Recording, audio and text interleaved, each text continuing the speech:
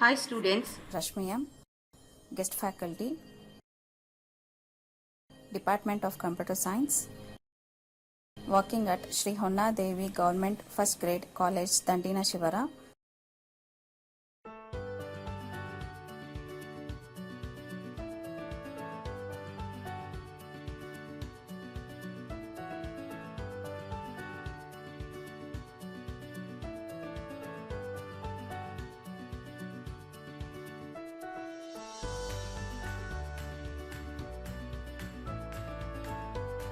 This session is for Chapter 3 Writing Code. In this session, we will see what are events, event handling procedures, or we also call in simple event procedures, and types of the event procedures that are used in VBA. So ಇಲ್ಲಿ ನಾವು 3 ಥರದ event handling ಪ್ರೊಸೀಜರ್ಸ್ನ use ಮಾಡ್ತೀವಿ. Keyboard events, mouse events and program events. ಯಾವುದರಲ್ಲಿ VBA ಕೋಡಿಂಗಲ್ಲಿ keyboard events ಅಂದರೆ ಏನು? Keyboard event occurs when the user presses a key such as tab, enter ಅಥವಾ ಇನ್ಯಾವುದಾದ್ರೂ ಬೇರೆ ರಿಮೈನಿಂಗ್ ಕೀಸ್. ಸೊ ಆ ಕೀಸ್ನ ಪ್ರೆಸ್ ಮಾಡಿದಾಗ ಕರೆಸ್ಪಾಂಡಿಂಗ್ ಇವೆಂಟ್ ಅರೈಸ್ ಆಗುತ್ತೆ. ಸೊ ಆ ಥರ ಇವೆಂಟ್ಸ್ನ ನಾವು ಕೀಬೋರ್ಡ್ ಇವೆಂಟ್ಸ್ ಅಂತ ಕರಿತೀವಿ. ನೆಕ್ಸ್ಟ್ ಮೌಸ್ ಇವೆಂಟ್ಸ್ ಅಂದರೆ ಯಾವುದು? That occurs when the user takes action using the mouse. ಮೌಸ್ನ ಡಬಲ್ ಕ್ಲಿಕ್ ಮಾಡೋದಾಗಲಿ, ಸಿಂಗಲ್ ಕ್ಲಿಕ್ ಮಾಡೋದಾಗಲಿ, ಡ್ರ್ಯಾಗ್ ಮಾಡೋದಾಗಲಿ ಅಥವಾ ಸೆಲೆಕ್ಟ್ ಮಾಡೋದಾಗಲಿ, ಈ ಥರ ಯಾವುದಾದ್ರೂ ಒಂದು ಆ್ಯಕ್ಷನ್ನ ಪರ್ಫಾರ್ಮ್ ಮಾಡಿದಾಗ ಕರೆಸ್ಪಾಂಡಿಂಗ್ ಇವೆಂಟ್ ಅರೈಸ್ ಆಗುತ್ತಲ್ಲ, ಆ ಇವೆಂಟ್ಸ್ನ ನಾವು ಮೌಸ್ ಇವೆಂಟ್ಸ್ ಅಂತ ಕ್ಯಾಟಗರೈಸ್ ಮಾಡ್ತೀವಿ. ನೆಕ್ಸ್ಟ್ ಪ್ರೋಗ್ರಾಮ್ ಇವೆಂಟ್ಸ್ ಅಂದರೆ ಯಾವುದು? Occurs when the user loads the program, opens and closes a form. Program events ಅಂದರೆ ಯಾವುದು ಅಂದರೆ ನಮ್ಮ ಫಾರ್ಮ್ ಓಪನ್ ಆ್ಯಂಡ್ ಕ್ಲೋಸ್ ಆದಾಗ ಕೆಲವು ಟಾಸ್ಕ್ಗಳನ್ನು ಪರ್ಫಾರ್ಮ್ ಮಾಡುವಂಥ ಕೂಡ ನಾವು ಕೋಡ್ನ ಡೆವಲಪ್ ಮಾಡ್ಬೋದು. ಸೊ ಆ ಥರ ಕೋಡಿಂಗ್ನ ನಾವು ಪ್ರೋಗ್ರಾಮ್ ಇವೆಂಟ್ಸ್ ಅಂತ ಕರಿಬೋದು. ನೆಕ್ಸ್ಟ್ ನಾವು ಮೌಸ್ ಇವೆಂಟ್ಸ್ ಅಂದರೆ ಯಾವ್ದು? ಈಗಾಗಲೇ ಹೇಳ್ದಂಗೆ clicking a mouse, moving the mouse, ಇದನ್ನು ನಾವು ಮೌಸ್ ಇವೆಂಟ್ಸ್ ಅಂತ ಕನ್ಸಿಡರ್ ಮಾಡ್ಬೋದು. ಇದಕ್ಕೆ ಒಂದು ಎಕ್ಸಾಂಪಲ್ನ ಕೂಡ ಕನ್ಸಿಡರ್ ಮಾಡೋಣ ನಾವು. ಈ ಥರದ್ದು ನೀವು ಆಲ್ರೆಡಿ ನೋಡಿದ್ದೀರ. Click, command button underscore click ಅಂತ ಬರುತ್ತಲ್ಲ, this is a mouse event ಅಲ್ವಾ? ಸೊ ಮೌಸ್ನ ತಾನೇ ಕ್ಲಿಕ್ ಮಾಡೋದು ನೀವು. ಸೊ ಅದು ಮೌಸ್ ಇವೆಂಟ್. ಇಲ್ಲಿ ನೋಡಿ, ಇದರಲ್ಲೇ ಹೇಳಿದೆ ನಿಮಗೆ ಹೆಡ್ಡಿಂಗಲ್ಲೇ, ಒಂದು ಎಕ್ಸಾಂಪಲ್ ಹೆಡ್ಡಿಂಗಲ್ಲೇ to demonstrate the click event. ಅಂದರೆ ಇಲ್ಲಿ ನಾವೇನು ಮಾಡಿದ್ದೀವಿ ಅಂದರೆ ಜಸ್ಟ್ ಒಂದು ಕಮ್ಯಾಂಡ್ ಬಟನ್ನ ನಮ್ಮ ಫಾರ್ಮ್ ಮೇಲೆ ಡ್ರಾ ಮಾಡಿರ್ತೀವಿ. ಆ ಕಮ್ಯಾಂಡ್ ಬಟನ್ನ ನಾವು ರನ್ ಮಾಡಿದಾಗ, ಆ ಫಾರ್ಮ್ನ ರನ್ ಮಾಡಿದಾಗ ಕ್ಲಿಕ್ ಮಾಡಿದ ತಕ್ಷಣ ನಮ್ಮ ಫಾರ್ಮ್ ಮೇಲೆ ಏನು ಡಿಸ್ಪ್ಲೇ ಆಗಬೇಕು, ಪ್ರಿಂಟ್ ಆಗಬೇಕು, ಮೈ ಫಸ್ಟ್ ಪ್ರೋಗ್ರಾಮ್ ಅಂತ ಡಿಸ್ಪ್ಲೇ ಆಗಬೇಕು ಫಾರ್ಮ್ ಮೇಲೆ. ಇಲ್ಲಿ ಪ್ರಿಂಟ್ ಅಂತ ಕೊಟ್ಟಿರೋದ್ರಿಂದ ನಾವು ಯಾವುದೇ ಕಂಟ್ರೋಲ್ನ ಸ್ಪೆಸಿಫೈ ಮಾಡೋ ಅಗತ್ಯ ಇಲ್ಲ. ಬೈ ಡಿಫಾಲ್ಟ್ ಅದು ಫಾರ್ಮ್ ಮೇಲೆ, ಯಾವ ಕಂಟ್ರೋಲ್ ಅಂದರೆ ಫಾರ್ಮ್ ಕಂಟ್ರೋಲ್ ಮೇಲೆ ಡಿಸ್ಪ್ಲೇ ಮಾಡಬೇಕು ಈ ಇನ್ಫಾರ್ಮೇಷನ್ನ ಅಂತ VBA ಕಂಟ್ರೋಲ್ಗೆ ಗೊತ್ತಿರುತ್ತೆ. ಸೊ ಅಲ್ಲಿ ಡಿಸ್ಪ್ಲೇ ಮಾಡುತ್ತೆ. ಸೊ ಕ್ಲಿಕ್ ಅಂದಾಗ, ಕ್ಲಿಕ್ ಅನ್ನೋ ಅಂಥ ಇವೆಂಟ್ ರೈಸ್ ಆದಾಗ ಈ ಥರ ನಾವು ಕೋಡಿಂಗ್ನ ಬರಿತೀವಿ. ಅದನ್ನು ಯಾವ ಥರ ಕನ್ಸಿಡರ್ ಮಾಡ್ತೀವಿ ಅನ್ನೋದು ಈ ಫಸ್ಟ್ ಲೈನಲ್ಲೇ ನಿಮಗೆ ಕಾಣಿಸುತ್ತೆ. ಇಲ್ಲಿ ಕ್ಲಿಕ್ ಅಂತ ಇದ್ರೆ ಕ್ಲಿಕ್ ಇವೆಂಟನ್ನು ಕನ್ಸಿಡರ್ ಮಾಡಿದ್ದೀವಿ ಅಂತ ಗೊತ್ತಾಗುತ್ತೆ. ನೆಕ್ಸ್ಟ್ ನಾವು ಇನ್ನೊಂದು ಎಕ್ಸಾಂಪಲ್ನ ಕನ್ಸಿಡರ್ ಮಾಡೋಣ. This second example is to demonstrate mouse move event. ಅಂದರೆ ಮೌಸ್ನ ಮೂವ್ ಮಾಡಿದಾಗ ಸಮ್ ಟಾಸ್ಕ್ ಪರ್ಫಾರ್ಮ್ ಆಗಲಿ ಅಂದರೆ ಯಾವ ಥರ ಇರುತ್ತೆ ನಮ್ಮ ಪ್ರೊಸೀಜರ್ಸ್. ಸಬ್ ಅಂತ ಇದ್ದರೆ ಪ್ರೊಸೀಜರ್, ಫಂಕ್ಷನ್ ಅಂತ ಇದ್ದರೆ ಫಂಕ್ಷನ್ ಫಾಲೋಡ್ ಬೈ ನೇಮ್ ಅಂದಾಗ ಅದು ಯೂಸರ್ ಡಿಫೈನ್ಡ್ ಫಂಕ್ಷನ್ಸ್ ಅಂತ ಕನ್ಸಿಡರ್ ಮಾಡ್ತೀವಿ. ಇವಾಗ ಸಬ್ ಅಂತಿದ್ರೆ ಅದನ್ನು ಪ್ರೊಸೀಜರ್, ಸಬ್ ರೊಟೀನ್ಸ್ ಅಂತ ಕನ್ಸಿಡರ್ ಮಾಡ್ತೀವಿ.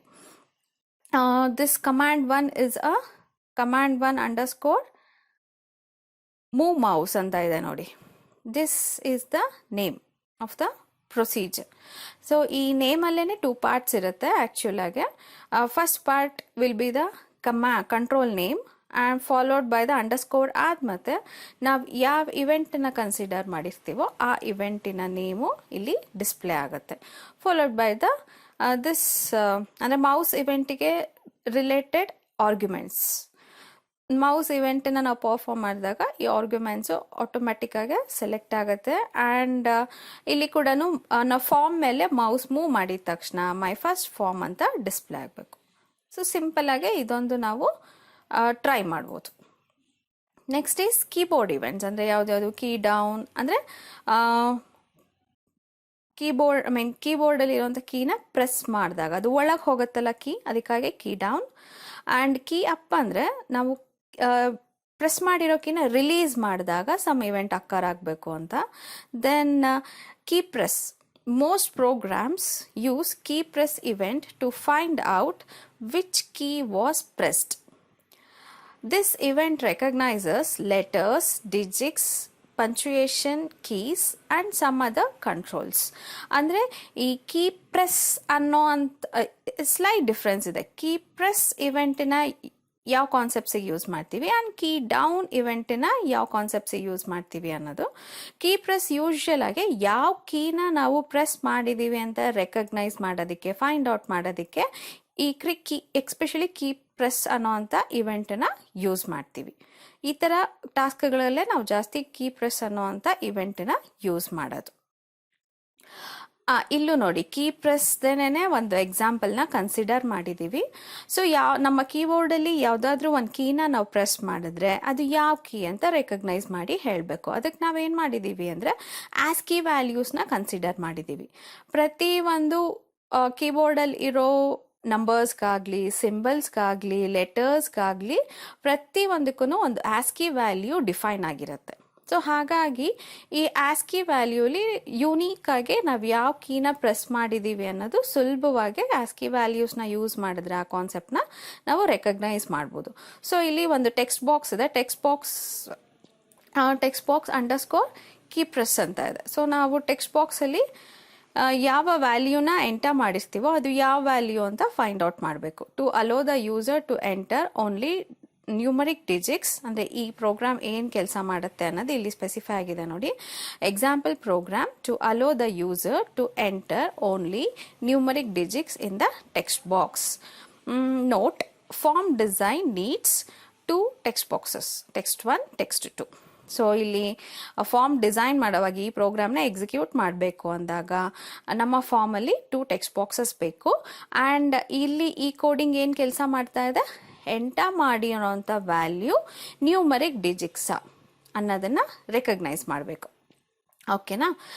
ಸೊ ಇಲ್ಲಿ ಏನು ಮಾಡ್ತಾ ಇದೆ, ಕೀ ಪ್ರೆಸ್ ಅನ್ನೋ ಅಂಥ ಇವೆಂಟನ್ನ ನಾವು ಕನ್ಸಿಡರ್ ಮಾಡಿದ್ದೀವಿ. ಅದರೊಳಗಡೆ ಒಂದು ಕಂಡೀಷನ್ನ ಕನ್ಸಿಡರ್ ಮಾಡ್ತಾ ಇದ್ದೀವಿ. If key ASCII less than 48 or key ASCII greater than 57, then key ASCII equals 0. And if text2.text ASCII value is ampersand key ASCII ends up. ಅಲ್ವಾ? ಸೊ ನ್ಯೂಮರಿಕ್ ಕೀಸ್ ಅಂದರೆ it allows the user to enter only numeric digits. So ಈ numeric ಡಿಜಿಟ್ಸ್ನ ಮಾತ್ರ ಇಲ್ಲಿ find out ಮಾಡುತ್ತೆ. Remaining ಅಂದರೆ just 0 ಅಂತ consider ಮಾಡ್ಕೊಂಡು ಅದನ್ನು ಸ್ಟೋರ್ ಮಾಡ್ಕೊಳ್ಳುತ್ತೆ. Then key ASCII 0. Otherwise key ಆಸ್ಕಿಲಿ ಯಾವ ವ್ಯಾಲ್ಯೂ ಇದೆಯೋ ಅದನ್ನು ಡಿಸ್ಪ್ಲೇ ಮಾಡಿ ತೋರಿಸುತ್ತೆ ಕೀ ಪ್ರೆಸ್ ಮಾಡಿದಾಗ. And next topic is user defined functions. ನಾವು ಪ್ರೀವಿಯಸ್ ಸೆಷನ್ಸಲ್ಲಿ ನೋಡಿದ್ದೀವಿ ಮಾಡ್ಯುಲರ್ ಪ್ರೋಗ್ರಾಮಿಂಗ್ ಅನ್ನೋ ಕಾನ್ಸೆಪ್ಟ್ನ ನಮ್ಮ VBಯಲ್ಲೇ ಇಂಪ್ಲಿಮೆಂಟ್ ಮಾಡಬೇಕು ಅಂದರೆ ಸಬ್ ರೂಟೀನ್ಸ್ ಕಾನ್ಸೆಪ್ಟ್ ಜೊತೆಗೆ ಫಂಕ್ಷನ್ಸ್ ಅನ್ನೋ ಕಾನ್ಸೆಪ್ಟ್ನ ಕೂಡ ಇಂಪ್ಲಿಮೆಂಟ್ ಮಾಡ್ಬೋದು ಅಂತ ನೋಡಿದ್ವಿ. ಸೊ ಯೂಸರ್ಸ್ ಕೂಡ ದೇರ್ ಓನ್ ಫಂಕ್ಷನ್ಸ್ನ ಡಿಸೈನ್ ಮಾಡ್ಬೋದು, ಡೆವಲಪ್ ಮಾಡ್ಬೋದು. ಆ್ಯಂಡ್ ಸಾಕಷ್ಟು ಬಿಲ್ಟ್ ಇನ್ ಫಂಕ್ಷನ್ಸ್ ಕೂಡ ನಮ್ಮ VBಯಲ್ಲಿದೆ. ಅಂದರೆ ಪ್ರೀ ಡಿಫೈನ್ಡ್ ಮೀನಿಂಗ್ ಇರುತ್ತೆ, just we can use those functions. User defined functions ಅಂದರೆ ಆ ಫಂಕ್ಷನ್ ಏನು ಕೆಲಸ ಮಾಡಬೇಕು ಅಂತ ಯೂಸರ್ಸೇ ಡಿಫೈನ್ ಮಾಡ್ತಾರೆ. ಆ ಥರ ಫಂಕ್ಷನ್ಸ್ನ ನಾವು ಯೂಸರ್ ಡಿಫೈನ್ ಫಂಕ್ಷನ್ಸ್ ಅಂತ ಕರಿತೀವಿ. ಆ್ಯಂಡ್ ಯೂಸರ್ ಡಿಫೈನ್ ಫಂಕ್ಷನ್ಸ್ನ ನಮ್ಮ VBA ಕೋಡಲ್ಲಿ ಯಾವ ಥರ ಬರೀಬೇಕು? Of course function is also a block of VB statements enclosed within inside function and end function statements. ಅಂದರೆ ನಮ್ಮ ಬ್ಲಾಕ್ ಆಫ್ ಸ್ಟೇಟ್ಮೆಂಟ್ಸ್ ಫಂಕ್ಷನ್ ಅಂತ ಸ್ಟಾರ್ಟ್ ಆಗೋವಂಥ ಸ್ಟೇಟ್ಮೆಂಟಲ್ಲಿ ಅವೆರಡರ ಮಧ್ಯದಲ್ಲಿ ಫಂಕ್ಷನ್ ಮತ್ತು ಎಂಡ್ ಫಂಕ್ಷನ್ ಸ್ಟೇಟ್ಮೆಂಟ್ಸ್ ಮಧ್ಯದಲ್ಲಿ ಬ್ಲಾಕ್ ಆಫ್ ಸ್ಟೇಟ್ಮೆಂಟ್ಸು ಎನ್ಕ್ಲೋಸ್ ಆಗಿರಬೇಕು.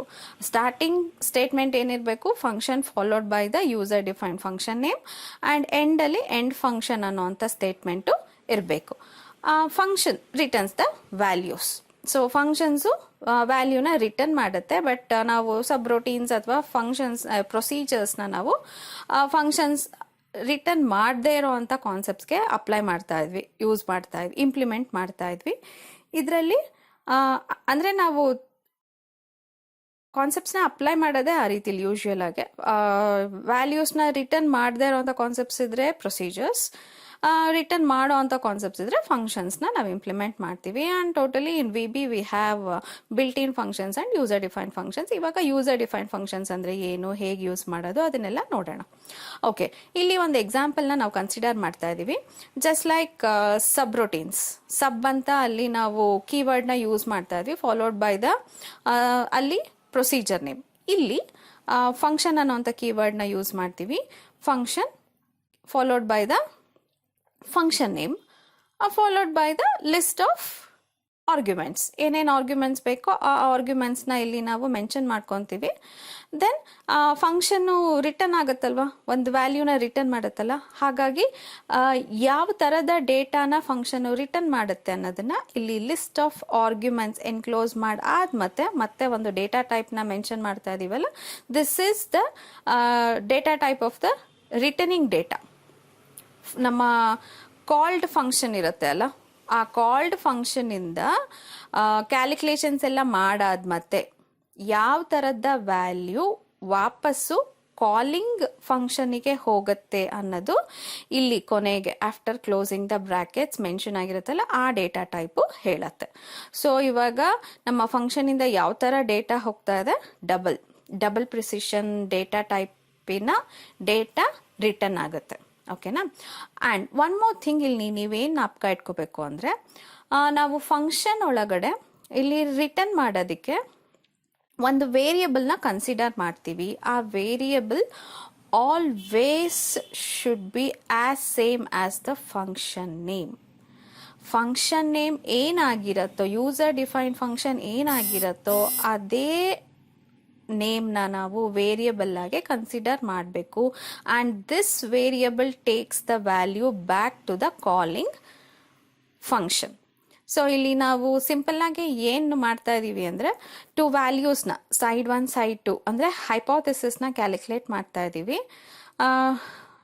ಏನು square root of side 1 to the power of 2 plus side 2 to the power of 2. ಈ ಫಾರ್ಮುಲಾನ ಯೂಸ್ ಮಾಡ್ಕೊತಾ ಇದ್ದೀವಿ. mat.sqrt ಅನ್ನೋಂಥ ಬಿಲ್ಟ್ ಇನ್ ಫಂಕ್ಷನ್ನ ಇಲ್ಲಿ ನಾವು ಯೂಸ್ ಮಾಡ್ಕೊತಾ ಇದ್ದೀವಿ. ಅದರಲ್ಲಿ ನಾವು ನಮ್ಮ ವೇರಿಯಬಲ್ಸಿನ ಇಲ್ಲಿ ಆರ್ಗ್ಯುಮೆಂಟ್ಸಲ್ಲಿ ಇರುತ್ತಲ್ಲ ವ್ಯಾಲ್ಯೂಸ್, ಈ ಆರ್ಗ್ಯುಮೆಂಟ್ಸ್ನ ಇಂಪ್ಲಿಮೆಂಟ್ ಮಾಡ್ತಾ ಇದ್ದೀವಿ ಆ ಫಾರ್ಮುಲಾ ಒಳಗಡೆ. ಟೋಟಲಿ ಇಲ್ಲಿ ಕ್ಯಾಲ್ಕುಲೇಷನ್ ಮತ್ತು ವೇರಿಯಬಲ್ ಒಳಗಡೆ ಅಂದರೆ function name and this variable name should be same. ಈ ವೇರಿಯಬಲ್ ಒಳಗಡೆ ವ್ಯಾಲ್ಯೂ ಸ್ಟೋರ್ ಆಗುತ್ತೆ. This value will come back to the calling function. Again ನಮ್ಮ ಕಾಲಿಂಗ್ ಫಂಕ್ಷನ್ಸ್ ಹೇಗಿರುತ್ತೆ? It's like private sub, some button click ಆದಾಗ some event takes place ಆಗಲಿ ಅಂತೆಲ್ಲ ನಾವು ಒಂದು ಕಾಲಿಂಗ್ ಪ್ರೊಸೀಜರ್ ಅಥವಾ ಕಾಲಿಂಗ್ ಫಂಕ್ಷನ್ನ ಯೂಸ್ ಮಾಡಿರ್ತೀವಿ ಅಂತ ಇಟ್ಕೊಳ್ಳಿ. ಅದರಲ್ಲಿ ನಮ್ಮ ಸ್ಟೇಟ್ಮೆಂಟ್, ಕಾಲಿಂಗ್ ಸ್ಟೇಟ್ಮೆಂಟ್ ಯಾವ ಥರ ಇರುತ್ತೆ ಅಂದರೆ, some variable equals calling function ಇರುತ್ತೆ. ಓಕೆನಾ? ಯಾಕೆಂದರೆ ರಿಟರ್ನ್ ಆಗಿರೋಂಥ ವ್ಯಾಲ್ಯೂ, ಈ ಕಾಲ್ಡ್ ಯೂಸರ್ ಡಿಫೈನ್ಡ್ ಫಂಕ್ಷನಿಂದ ಒಂದು ವ್ಯಾಲ್ಯೂ ಬರುತ್ತೆ ಅಲ್ಲ, ಕ್ಯಾಲ್ಕುಲೇಟ್ ಆದ್ಮೇಲೆ ಈ ವ್ಯಾಲ್ಯೂನ ಒಂದು ವೇರಿಯಬಲ್ ಒಳಗಡೆ ಸ್ಟೋರ್ ಮಾಡಬೇಕಲ್ಲ, ಹಾಗಾಗಿ ಆಲ್ವೇಸ್ ವೇರಿಯಬಲ್ ಈಕ್ವಲ್ಸ್ ಫಂಕ್ಷನ್ ಇರುತ್ತೆ ಯಾವಾಗಲೂ, followed by the list of arguments. ಈ ಥರನೇ ನಾವು ನಮ್ಮ ಯೂಸರ್ ಡಿಫೈನ್ ಫಂಕ್ಷನ್ಸ್ನ ಯೂಸ್ ಮಾಡಬೇಕು. ಕಾಲಿಂಗ್ ಫಂಕ್ಷನ್ ಯಾವಾಗಲೂ ಹೇಗಿರಬೇಕು, variable equals calling function statement ಇರಬೇಕು. ಆ್ಯಂಡ್ ಕಾಲ್ಡ್ ಫಂಕ್ಷನಲ್ಲಿ ಏನು ನೆನ್ಪಿಟ್ಕೋಬೇಕು ನೀವು, function name should be same as the returning data variable. ಓಕೆನಾ? ಅಂದರೆ ನೀವು ವೇರಿಯಬಲ್ದು ಸಮ್ ವ್ಯಾಲ್ಯೂನ ವಾಪಸ್ಸು ಕಾಲಿಂಗ್ ಫಂಕ್ಷನ್ಗೆ ರಿಟರ್ನ್ ಮಾಡಬೇಕು ಅಂತ ಅನ್ಕೊತಿರಲ್ಲ, ಆ ವ್ಯಾಲ್ಯೂನ ನಾವು ಫಂಕ್ಷನ್ ನೇಮ್ ಹೆಸರಲ್ಲೇ ಒಂದು ವೇರಿಯಬಲ್ನ ನಾವು ಕನ್ಸಿಡರ್ ಮಾಡಬೇಕು, ಆ ವೇರಿಯಬಲಲ್ಲೇ ಸ್ಟೋರ್ ಮಾಡಬೇಕು ಅಷ್ಟೇ. ಅದೊಂದನ್ನ ನೀವು ನೆನ್ಪಿಟ್ಕೋಬೇಕು. ನೆಕ್ಸ್ಟ್ ಒನ್ ಮೋರ್ ಎಕ್ಸಾಂಪಲ್ ಇಲ್ಲಿ ನಾವು ಕನ್ಸಿಡರ್ ಮಾಡೋಣ. ಏನಪ್ಪ ಅಂದರೆ ಅರ್ಥಮೆಟಿಕ್ ಆಪ್ರೇಷನ್ಸ್ನ ಪರ್ಫಾರ್ಮ್ ಮಾಡಬೇಕಂದ್ರೆ ಅಡಿಷನ್, ಸಬ್ಟ್ರಾಕ್ಷನ್, ಮಲ್ಟಿಪ್ಲಿಕೇಶನ್, ಡಿವಿಷನ್, ಈ ಥರ ಅರ್ಥಮೆಟಿಕ್ ಆಪ್ರೇಷನ್ಸ್ನ ಪರ್ಫಾರ್ಮ್ ಮಾಡಬೇಕು using a user define function. So ಇಲ್ಲಿ ಅರ್ಥಮೆಟಿಕ್ ಆಪ್ರೇಷನ್ಸ್ನ ಪರ್ಫಾರ್ಮ್ ಮಾಡಬೇಕು ಅಂದರೆ ಇಲ್ಲಿ ಕೂಡ ನಾವು ಯೂಸರ್ ಡಿಫೈನ್ ಫಂಕ್ಷನ್ ಜೊತೆಗೆ ಒಂದು ಕಂಟ್ರೋಲ್ ಸ್ಟೇಟ್ಮೆಂಟ್ ಯೂಸ್ ಮಾಡ್ಕೊತೀವಿ. ಸೆಲೆಕ್ಟ್ ಕೇಸ್ ಅನ್ನೋವಂಥ ಕಂಟ್ರೋಲ್ ಸ್ಟೇಟ್ಮೆಂಟ್ನ ಯೂಸ್ ಮಾಡ್ಕೊತೀವಿ. This is the calling procedure. ಒಂದು ಫಂಕ್ಷನ್ನ ಈ ಪ್ರೊಸೀಜರು ಕಾಲ್ ಮಾಡುತ್ತೆ. ಓಕೆನಾ? ಇಲ್ಲಿ ಪ್ರೊಸೀಜರ್ ಯಾವ ಥರದ್ದು ಅಂದರೆ ಒಂದು ಇವೆಂಟ್ ಹ್ಯಾಂಡ್ಲಿಂಗ್ ಪ್ರೊಸೀಜರ್. ಕ್ಯಾಲ್ಕುಲೇಟ್ ಅನ್ನೋವಂಥ ಬಟನ್ನ ಕ್ಲಿಕ್ ಮಾಡಿದಾಗ what all should happen. Okay, so ಇವಾಗ ಆ ಬಟನ್ನ ಕ್ಲಿಕ್ ಮಾಡಿದಾಗ ಏನು ಮಾಡುತ್ತೆ ಅಂದರೆ, ಆಲ್ರೆಡಿ ಈ ಫಾರ್ಮಲ್ಲಿ ನಾವು 2 ಟೆಕ್ಸ್ಟ್ ಬಾಕ್ಸಸ್ನ ಕನ್ಸಿಡರ್ ಮಾಡಿರ್ತೀವಿ. ಆ ಟೆಕ್ಸ್ಟ್ ಬಾಕ್ಸಲ್ಲಿ ಇರೋವಂಥ ವ್ಯಾಲ್ಯೂಸ್ನ 2 ವೇರಿಯಬಲ್ಸ್ಗೆ ಸ್ಟೋರ್ ಮಾಡಿರ್ತೀವಿ. N1 N2 ಅನ್ನೋವಂಥ ವೇರಿಯಬಲ್ಸ್ಗೆ ಸ್ಟೋರ್ ಮಾಡಿರ್ತೀವಿ. ಆ್ಯಂಡ್ ಒಂದು ಕಾಂಬೋ ಬಾಕ್ಸ್ ಕೂಡ ಇದೆ. We will run this program. Okay, ಈಗ ಜಸ್ಟ್ ನೋಡಿ, ಒಂದು ಕಾಂಬೋ ಬಾಕ್ಸ್ ಇರುತ್ತೆ. ಆ ಕಾಂಬೋ ಬಾಕ್ಸಲ್ಲಿ ಯಾವ ಥರದ ಅರ್ಥಮೆಟಿಕ್ ಆಪ್ರೇಷನ್ನ ಪರ್ಫಾರ್ಮ್ ಮಾಡಬೇಕು ಅನ್ನೋ ಅಂಥ ಆಪ್ಷನ್ಸ್ ಇರುತ್ತೆ. ಅದರಲ್ಲಿ ನಮಗೆ ಯಾವ್ದು ಬೇಕೋ ಅದನ್ನು ಸೆಲೆಕ್ಟ್ ಮಾಡ್ಕೊಂಡ್ರೆ, ಅಡಿಷನ್ ಬೇಕೆಂದರೆ ಅಡಿಷನ್, ಮಲ್ಟಿಪ್ಲಿಕೇಶನ್ ಬೇಕು ಅಂದರೆ ಮಲ್ಟಿಪ್ಲಿಕೇಶನ್, ಈ ಥರ ವ್ಯಾಲ್ಯೂಸ್ನ ನಾವು ಸೆಲೆಕ್ಟ್ ಮಾಡ್ಕೊತೀವಿ. 1 for addition, 2 for subtraction, 3 for multiplication and 4 for division. ಈ ಥರ ಒಂದೊಂದಕ್ಕೂ ಒಂದೊಂದು ವ್ಯಾಲ್ಯೂ ಅರ್ಥಮೆಟಿಕ್ ಆಪ್ರೇಷನ್ನ ಡಿಫೈನ್ ಮಾಡಿರ್ತೀವಿ. Corresponding arithmetic operation take place ಆಗುತ್ತೆ. ಆ ವ್ಯಾಲ್ಯೂ ಇಲ್ಲಿ ಕಾಂಬೋ ಬಾಕ್ಸ್ ಡಾಟ್ ಟೆಕ್ಸ್ಟಲ್ಲಿ ಯಾವ ವ್ಯಾಲ್ಯೂ ಸೆಲೆಕ್ಟ್ ಆಗಿರುತ್ತೋ ಆ ವ್ಯಾಲ್ಯೂ ಹೋಗಿ OP ಅನ್ನೋವಂಥ ವೇರಿಯಬಲ್ಗೆ ಸ್ಟೋರ್ ಆಗುತ್ತೆ. ಫೈನ್, ಇದೆಲ್ಲ ನಿಮಗೆ ಜನರಲ್ ಆಗಿ ಅರ್ಥ ಆಗಿರುತ್ತೆ. ನೆಕ್ಸ್ಟ್ ಬನ್ನಿ, ಇಲ್ಲಿ ಏನಾಗ್ತಿದೆ. ಎಸ್, ಇಲ್ಲಿ ಒಂದು ನಾವು ಫಂಕ್ಷನ್ನ ಕಾಲ್ ಮಾಡ್ತಾ ಇದ್ದೀವಿ. Result is a variable, result equals math is a user define function. ಇದರೊಳಗಡೆ ನಾವು ಲಿಸ್ಟ್ ಆಫ್ ಆರ್ಗ್ಯುಮೆಂಟ್ಸ್ನ ಕನ್ಸಿಡರ್ ಮಾಡ್ತಾ ಇದ್ದೀವಿ. 3 ಆರ್ಗ್ಯುಮೆಂಟ್ಸ್ನ ಕನ್ಸಿಡರ್ ಮಾಡಿದ್ದೀವಿ. N1 N2 and OP. ಈ 3 ಆರ್ಗ್ಯುಮೆಂಟ್ಸ್ನೂ ಕನ್ಸಿಡರ್ ಮಾಡ್ತಾ ಇದ್ದೀವಿ. ಇದು ಎಕ್ಸಿಕ್ಯೂಟ್ ಆಗ್ತಿದ್ದ ಹಾಗೇನೆ ಈ ರಿಮೈನಿಂಗ್ ಸ್ಟೇಟ್ಮೆಂಟ್ಸ್ ಎಕ್ಸಿಕ್ಯೂಟ್ ಆಗಲ್ಲ. The control will jump to the math user defined function. So next we will see math user defined function ಏನೇನು ಕೆಲಸ ಮಾಡುತ್ತೆ ಅಂತ. ಇಲ್ಲಿ ನೋಡಿ, ಕಾಲಿಂಗ್ ಫಂಕ್ಷನ್ ಇದೆ. ಓಕೆ, ಇಲ್ಲೇನು ಮಾಡ್ತಾ ಇದ್ದೀವಿ ಫೈನಲಿ ನಾವು, ಪ್ರೈವೇಟ್ ಫಂಕ್ಷನ್ ಮ್ಯಾಥ್ ಆ್ಯಂಡ್ ಅಲ್ಲಿ 3 ವೇರಿಯಬಲ್ಸ್ ಆರ್ಗ್ಯುಮೆಂಟ್ಸ್ನ ಪಾಸ್ ಮಾಡಿದ್ವಿ ಅಲ್ಲ. ಸೊ ಅದ್ರ ಕರೆಸ್ಪಾಂಡಿಂಗ್ ವ್ಯಾಲ್ಯೂಸ್ನ ಇಲ್ಲಿ ನಾವು ಫಾರ್ಮಲ್ ಆರ್ಗ್ಯುಮೆಂಟ್ಸಲ್ಲಿ ಸ್ಟೋರ್ ಮಾಡ್ಕೊತೀವಿ. ಆ್ಯಕ್ಚುಯಲ್ ಆರ್ಗ್ಯುಮೆಂಟ್ಸಿಂದ ಬಂದಿರೋದು ಅದೇ ಆರ್ಡ್ರಲ್ಲಿ ನಾವು ಫಾರ್ಮಲ್ ಆರ್ಗ್ಯುಮೆಂಟ್ಸಲ್ಲಿ ವ್ಯಾಲ್ಯೂಸ್ನ ಸ್ಟೋರ್ ಮಾಡ್ಕೊತೀವಿ. ಆ್ಯಂಡ್ ರಿಟರ್ನಿಂಗ್ ವ್ಯಾಲ್ಯೂ ಇಲ್ಲೇನಿದೆ ಲಾಂಗ್. ಓಕೆ, ಇಲ್ಲಿ ನಾವು ಸೆಲೆಕ್ಟ್ ಕೇಸ್ ತೊಗೊಂಡಿದ್ದೀವಿ. ಆ್ಯಂಡ್ OP ಇಂದ ಬಂದಿರೋದು OPR ಅಲ್ಲಿ ಸ್ಟೋರ್ ಆಗಿರುತ್ತೆ ವ್ಯಾಲ್ಯೂ. ಅಂದರೆ 1 2 3 ವಾಟ್ ಎವರ್ ಆ ವ್ಯಾಲ್ಯೂ ಸ್ಟೋರ್ ಆಗಿರುತ್ತೆ. That will B compared with the case value. 1 ಇಲ್ಲೇನಾದರೂ 1 ಅಂತ ಸ್ಟೋರ್ ಆಗಿದ್ರೆ 1 ವಿಲ್ ಬಿ ಮ್ಯಾಚ್ಡ್ ವಿತ್ 1. ಆವಾಗ ಕೇಸ್ 1 ಅಲ್ಲಿರೋವಂಥ ಸ್ಟೇಟ್ಮೆಂಟ್ಸ್ ಎಕ್ಸಿಕ್ಯೂಟ್ ಆಗುತ್ತೆ. ಅದರ್ವೈಸ್ 3 ಅಂತ ಇದ್ದರೆ ಕೇಸ್ 1 ಮ್ಯಾಚ್ ಆಗಲ್ಲ, ಕೇಸ್ 2 ಮ್ಯಾಚ್ ಆಗಲ್ಲ, ಕೇಸ್ 3 ಮ್ಯಾಚ್ ಆಗುತ್ತೆ. ಅವಾಗ ಏನಾಗುತ್ತೆ, ಮ್ಯಾಥ್ ಇಸ್ ಈಕ್ವಲ್ ಟು, ಇಲ್ಲಿ ನಾನು ಮುಂಚೆನೇ ನಿಮಗೆ ಹೇಳಿದೆ, user define function should be the same with the variable, returning variable. Data return ಆಗುತ್ತಲ್ಲ, ರಿಟರ್ನಿಂಗ್ ವೇರಿಯಬಲ್ ಹೆಸರು ಕೂಡ ಏನಾಗಬೇಕು, ಸೇಮ್ ಇರಬೇಕು. ಯೂಸರ್ ಡಿಫೈನ್ ಫಂಕ್ಷನ್ ನೇಮ್ನೇ ಆಗಿರಬೇಕು, ಅದನ್ನೇ ಕನ್ಸಿಡರ್ ಮಾಡಬೇಕು. ಹಾಗಾಗಿ math is equal to X into Y. So ಇಲ್ಲಿ ವ್ಯಾಲ್ಯೂ ಕ್ಯಾಲ್ಕುಲೇಟ್ ಆಗುತ್ತೆ. ದೆನ್ ಅದು ಎಲ್ಲಿ ಸ್ಟೋರ್ ಆಗಿರುತ್ತೆ, ಮ್ಯಾಥಲ್ಲಿ ಸ್ಟೋರ್ ಆಗಿರುತ್ತೆ. That will be returned to the button click ಅಂತ ಒಂದು ಕಾಲಿಂಗ್ ಪ್ರೊಸೀಜರ್ ಯೂಸ್ ಮಾಡಿದ್ವಿ ಅಲ್ಲ, ಅದರಲ್ಲಿ ಕಾಲಿಂಗ್ ಸ್ಟೇಟ್ಮೆಂಟ್ ಇತ್ತಲ್ಲ, ಅಲ್ಲಿಗೆ ತೊಗೊಂಡು ಹೋಗುತ್ತೆ. ರಿಸಲ್ಟ್ ಈಕ್ವಲ್ಸ್ ಅಂತ ನಾವು ಶುರು ಮಾಡಿದ್ವಿ ಅಲ್ವಾ, ಸೊ ಅಲ್ಲಿಗೆ ವ್ಯಾಲ್ಯೂನ ತೊಗೊಂಡು ಹೋಗ್ಕೊಡತ್ತೆ. ಆ್ಯಂಡ್ ಇದು ಟ್ರೂ ಆದರೆ ರಿಮೈನಿಂಗ್ ಕೇಸಸ್ ಎಕ್ಸಿಕ್ಯೂಟ್ ಆಗಲ್ಲ, ಕೇಸಸ್ ಎಕ್ಸಿಕ್ಯೂಟ್ ಆಗಲ್ಲ, then it will come to the end of the select and end of the function. ಇಲ್ಲಿಗೆ ಏನಂತೀವಿ, ಕಾಲಿಂಗ್ ಫಂಕ್ಷನ್ ಎಕ್ಸಿಕ್ಯೂಷನ್ ಕೂಡ ಮುಗಿಯುತ್ತೆ. ಇದು ಹೇಗೆ ವರ್ಕ್ ಆಗುತ್ತೆ ಅಂತ ಒಂದ್ಸತಿ ನಾವು ಡೆಮಾನ್ಸ್ಟ್ರೇಟ್ ಮಾಡಿ ನೋಡೋಣ. ಓಕೆ, ಇಲ್ಲಿ ನಾನು ಆ ಪ್ರೋಗ್ರಾಮ್ನೇ ಸೆಲೆಕ್ಟ್ ಮಾಡ್ಕೊಂಡು ಕನ್ಸಿಡರ್ ಮಾಡಿದ್ದೀನಿ, arithmetic operators demonstration using a user defined function. ಒಂದ್ಸತಿ ನಾವು ಇದನ್ನು ರನ್ ಮಾಡೋಣ, ಆಮೇಲೆ ಕೋಡಿಂಗ್ ಪಾರ್ಟ್ ನಾನು ಕೂಡ ಇನ್ನೊಂದ್ಸತಿ ನೋಡೋಣ. ಇದನ್ನು ಕ್ಲಿಯರಾಗಿ ಅಬ್ಸರ್ವ್ ಮಾಡ್ಕೊಳ್ಳಿ. This program can be used in your lab set also. ನಿಮ್ಮ ಲ್ಯಾಬಲ್ಲಿ ಕೂಡ ಇದಿದೆ. ಈ ಕಾನ್ಸೆಪ್ಟ್ನ ನೀವು ಎಕ್ಸಿಕ್ಯೂಟ್ ಮಾಡಬೇಕಾಗತ್ತೆ. ಪ್ರೋಗ್ರಾಮ್ ಫಾರ್ಮ್ ನೇಮ್ ಸೆಲೆಕ್ಟ್ ಮಾಡಿ ಓಕೆ ಅಂತ ಕೊಡಿ, ರನ್ ಮಾಡಿ. ಈಗ ಕಾಣಿಸ್ತಿದೆ ಅಲ್ಲ ಎಲ್ಲ ಫೈನ್. ಈಗ ಏನು ಮಾಡಬೇಕು, arithmetic operation select an operation ಅಂತ ಇದೆ. 1 ಅಂತ ಸೆಲೆಕ್ಟ್ ಮಾಡಿದ್ದೀನಿ. ಪರ್ಫಾರ್ಮ್ ಅಡಿಷನ್ ಅಂತ ಬಂತು. ಅಕಸ್ಮಾತ್ 2 ಅಂತ ತೊಗೊಂಡ್ರೆ ಸಬ್ಟ್ರಾಕ್ಷನ್ ಅಂತೆ. I will go for multiplication. Okay, ಇವಾಗ ಎಂಟರ್ ಫಸ್ಟ್ ನಂಬರ್ ಅಂತ ಇದೆ. 3 9. ಕ್ಯಾಲ್ಕುಲೇಟ್ ಮಾಡ್ತೀನಿ. ಕ್ಯಾಲ್ಕುಲೇಟ್ ಅನ್ನೋ ಬಟನ್ನ ಕ್ಲಿಕ್ ಮಾಡ್ತೀನಿ. ದ ರಿಸಲ್ಟ್ ಇಸ್ 27 ಅಂತ ಬಂತು. I will change the operation now. I will go for addition. ಈಗ ಕ್ಯಾಲ್ಕುಲೇಟ್ ಅಂತ ಕೊಡ್ತೀನಿ.